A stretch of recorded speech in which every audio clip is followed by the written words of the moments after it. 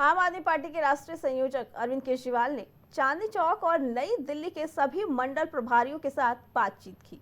केजरीवाल ने कहा कि दिल्ली सरकार जनता को बिजली, पानी, शिक्षा, स्वास्थ्य, तीर्थ यात्रा और महिलाओं को बस यात्रा मुफ्त में दे रही है।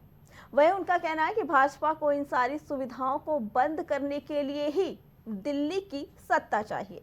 इस दौरान वरिष्ठ नेता मनीष सिसोदिया, सत्येंद्र जैन, डॉक्टर संदीप पाठक और गोपाल राय समेत कई नेता इस मौके पर मौजूद रहे। अरविंद केजरीवाल ने दिल्ली विधानसभा चुनाव को एक धर्म युद्ध बताया और उन्होंने कहा, मेयर चुनाव की हार के बाद भाजपा बुरी तरह से तिलमिलाई हुई है। वहीं उन्होंने भाजपा के बड़े बड़े नेताओं को पार्टी छोड़कर आप में शामिल होने की बात का भी जिक्र किया।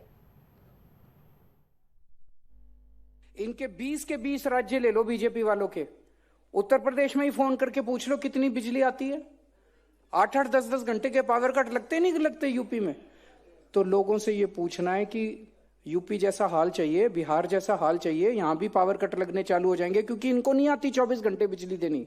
हमको ही आती है, इंजीनियर हैं ये लोग, तो आधे अनपढ़ हैं, तो इनको नहीं आती बिजली देनी, हमको आती है। तो जो काम ये 20 राज्यों में नहीं कर पाए, और कई राज्य, गुजरात में तो 30 साल से सरकार है, 30 साल में ये 24 घंटे बिजली नहीं दे पाए, दिल्ली में कैसे देंगे? दिल्ली में तो फिर ये बेड़ा गर्क कर देंगे। दूसरा, इतनी महंगी बिजली दे रहे हैं ये। अकेला दिल्ली और पंजाब है जहां पे बिजली 0 बिल आते हैं। इनके 20 राज्यों में बिजली के बिल 0 नहीं आते। तो जनता को यह बता देना, कोई एक राज्य बता दो, यूपी, बिहार, राजस्थान, छत्तीसगढ़, मध्य प्रदेश, जहां बिजली के बिल कहीं नहीं आते।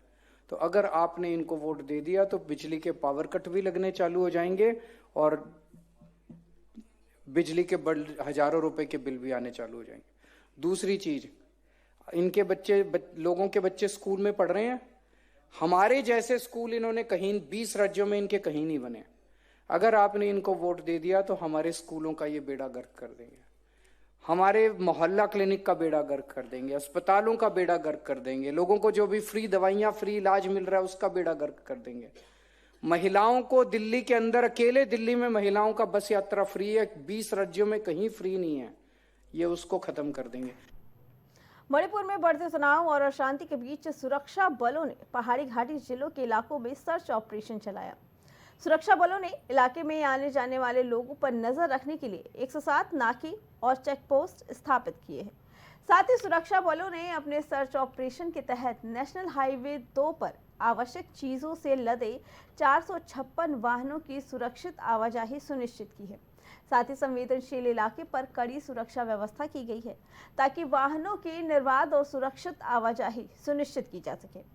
वहीं प्रदर्शनकारियों की भीड़ ने इम्फाल घाटी में कई विधायकों और मंत्रियों के आवासों पर धावा बोल दिया। उग्र भीड़ ने मुख्यमंत्री एन बीरेन सिंह के आवास पर भी हमला करने की कोशिश की। बता दें, पुलिस ने इस मामले में संपत्तियों में कथित तोड़फोड़ और आगजनी के आरोप में 23 लोगों को गिरफ्तार किया।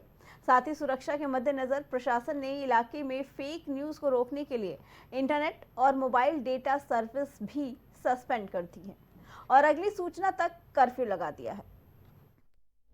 मणिपुर की बात कर देता हूं। जहां भी ये जाते हैं, जहां भी बीजेपी के लोग जाते हैं, वो भाई को भाई से लड़ाते हैं। एक धर्म को दूसरे धर्म से, एक जात को दूसरी जात से, एक भाषा को दूसरी भाषा से लड़ाते हैं, गुस्सा नफरत फैलाते हैं।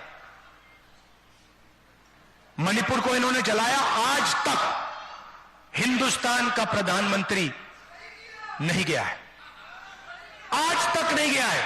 मतलब उन्होंने ये बात मान ली कि मणिपुर जैसा प्रदेश है ही नहीं। प्रधानमंत्री, प्रदेश जल गया, प्रधानमंत्री आज तक उस प्रदेश में नहीं गए और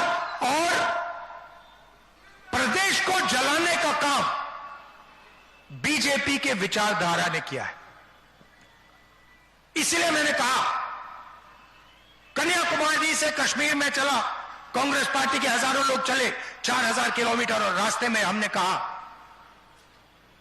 नफरत के बाजार में मोहब्बत की दुकान खोलेंगे। मोदी जी आज तक मणिपुर नहीं गया, पूरे देश में घूम रहा है, विदेश में घूम रहा है। आज कहीं तो विदेश में देखा मैं। और तुम दूसरी जगह फिरते हो, मणिपुर के आदिवासियों के पास क्यों नहीं जाते?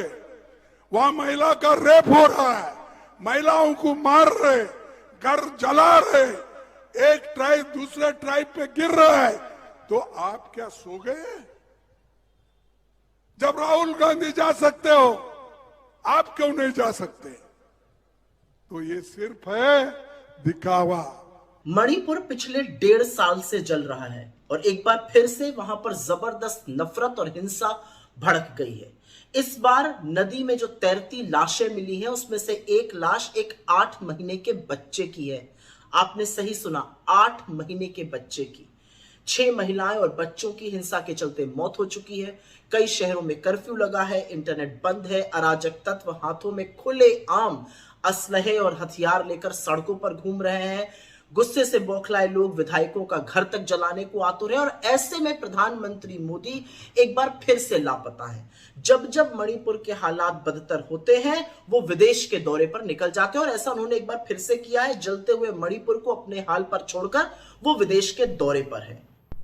सुप्रीम कोर्ट ने दिल्ली सरकार को फटकार लगाते हुए GRP 4 के तहत प्रदूषण को रोकने के उपायों को लागू करने में देरी पर सवाल उठाया।